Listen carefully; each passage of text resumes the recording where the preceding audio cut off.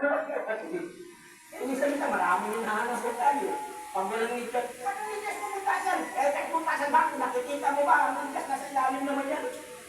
Kaya ako, nagbibig ako ng butas. Pero pagdating ng handa ng sapatos, hindi ko pinapanggal yan. Mahanap ako kung nakita yung butas. Oh. Ay nakikita ko itong nangagandong kami. Noy, huwag ka magkaswet ka ng butas.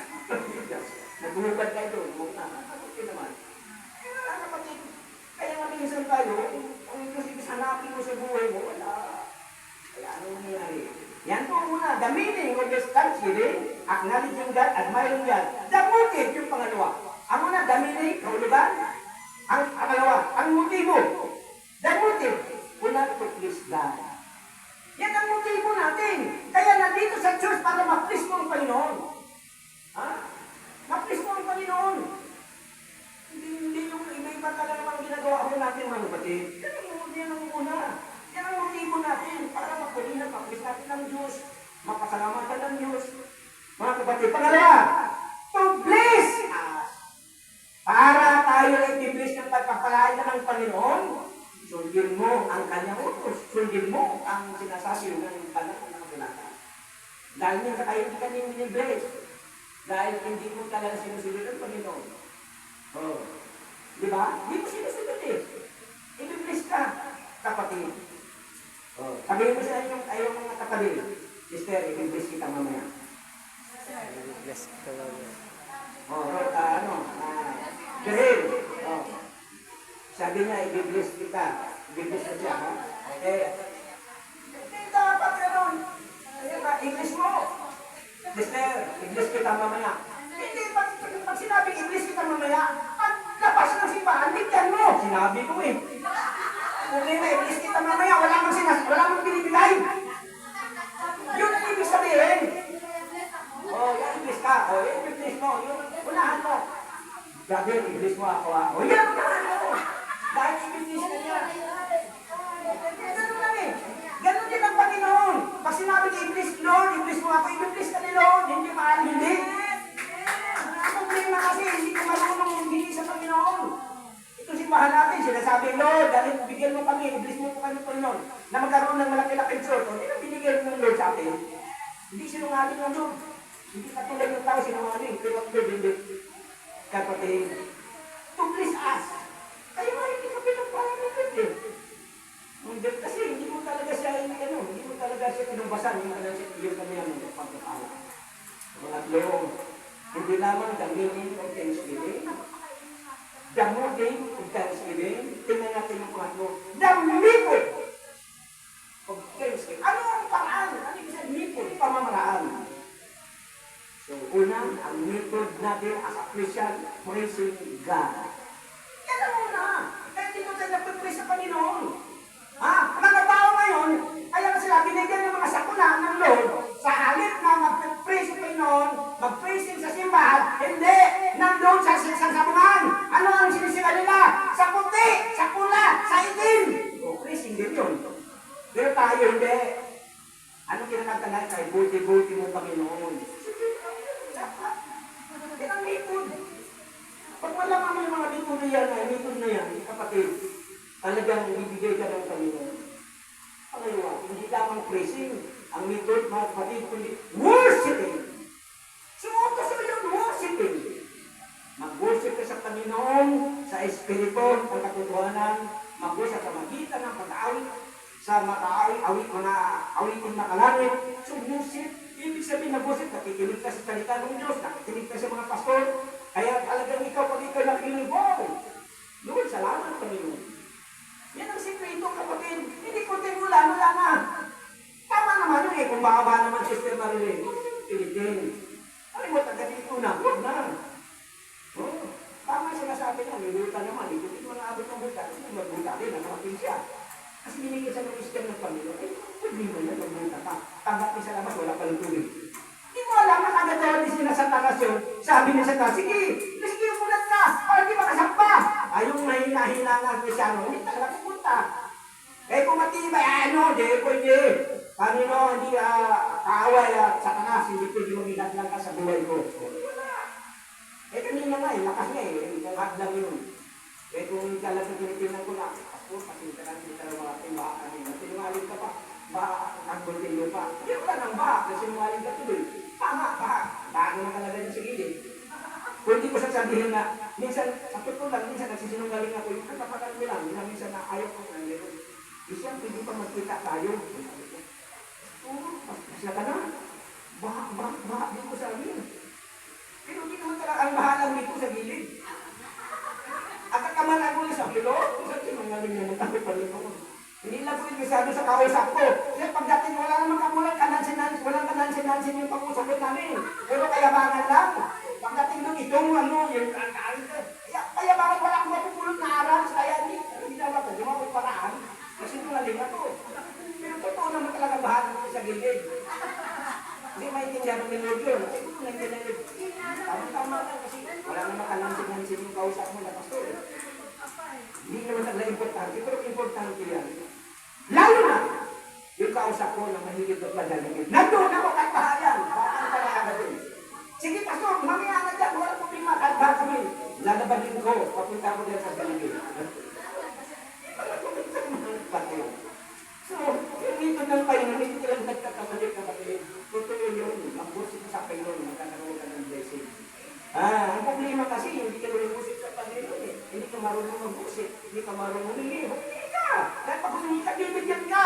Bibili ka yung sabi nga, mangingi ka, ikay bibigyan, kumato ka, ikay bubuksan. Eh kung hindi ka kumato, hindi ka nahingi. Ano ka bibigyan? Ano lang, di ba? Bibigyan ka. At ang panghuli, hindi naman gamining damutin, damitun ang panghuli. The message of Thanksgiving. Ano bang mensahe? Ano bang mensahe dito? Ano bang message? Mga kapatid, ang mensahe ng Panginoon, kaya ang Lord grateful talaga sa buhay natin, kailangan ang isang Kristiyano mayroong genuine faith. Genuine faith. Ibig sabihin, tunay na mananampalataya, tunay na mga paniniwala. Hindi yung faith. Maraming faith na yun eh. Hindi naman genuine yung panampalataya niya eh. Nananampalataya na. Pero hindi naman talaga yung nagawa. Hindi genuine. Iba yung genuine. Ibig sabihin yung tunay talaga. In spite of trial, in spite of tribulation, temptation, nanatili yan ang kanyang faith, genuine. Totoo. Kaya hindi lahat Kristiyano genuine. May Kristiyano na hindi genuine faith. Hanapin mo natin yung mga kapatid. Maging genuine faith ka. Tanda natin, may wala ka o mayroon. Nanatili ka sa Panginoon, magpapatid. Kaya, yun mga kapatid. Okay. Anak ako dito, pag ako sumisigaw, oo naman yung ano. Kaya nga, genuine talaga mga kapatid. Kaya ang sinasabi ka sa church, ang mga pastor, nagsasalita, tinuruan ng mga members na, ang mga members ay nandun yung genuine faith. Hindi faith na pananampalataya. Napunta tayo dito para tayo magkaroon ng buhay ng unang hanggan na dyan po mga kapatid. Kasi ang buhay ng unang hanggan na yan, narin sa iyo. Ang kaligtasan na rin sa iyo. Tandaan natin yan. Kasi yan ang gusto ng Panginoon. Na ang isang Kristiyano, makikita, sabi ko nga, na pag ikaw genuine faith ka, na doon na ang kaligtasan, hindi na mawawala. Nawawala lang yan dahil hindi ka genuine, hindi totoo, faith ka talaga. Walang kaligtasan sa iyo. Paano ka maligtas? Na hindi man totoo yung panampalataya mo. Hindi naman genuine ang panampalataya mo. Paano ka maligtas? Hindi ka maligtas, kapatid. Kaya, balansihin natin yung nagsasabi, one simple message. Pwede natin i-apply yung one simple message kung genuine ka. Dahil pag genuine ka, hindi mo walang kaligtasan, gagawa ka ng mabuti, yan ang resulta, yan ang bunga na ikaw naligtas na. Hindi ka gumagawa para maligtas, nagawa ka ng mabuti dahil ligtas ka na. Nagsimba ka nito, ligtas ka na. Hindi ka nagsimba para maligtas. Pag yan ang panampalataya mo, kapatid, nagkakamali ka. Dahil ang kaligtasan si Kristo lamang po, hindi sa pamagitan ng gawa ang tandaan natin yan. Kahit gumawa ka ng mabuti, gumawa ng mabuti, pero hindi ka genuine ang panampalataya mo, kulang ka. Kaya nag-genuine ka talaga kapatid. At ang pumuli, hindi lamang genuine faith, ang message dito, hindi lang genuine faith. Nandun yung faithfulness. Kahit angatan sa asawa, sa mga anak, sa lahat ng bagay, aspect, sa simbahan, nandun yung faithfulness. At akatan, yan ang gusto ng Panginoon na mangyari sa buhay natin mga kapatid. Kaya dapat ka magpasalamat dahil ang kalikasan ay sa iyo na yan, kapatid. Ibig sabihin, dapat ma-impirmo ka, impirmo tayo, pero sa langit ang puntahan natin. Dahil naroon na ginulimpid ka na, at nandun yung katapatan mo sa paglilipid sa Panginoon. Kasi kung ang Kristyano ay tapat, maglilipid sa punong-punong ang simbahan natin lagi. Punong-punong na yan. Kasi faithful siya eh.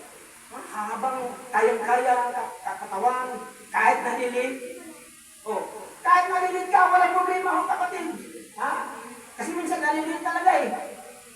Ha?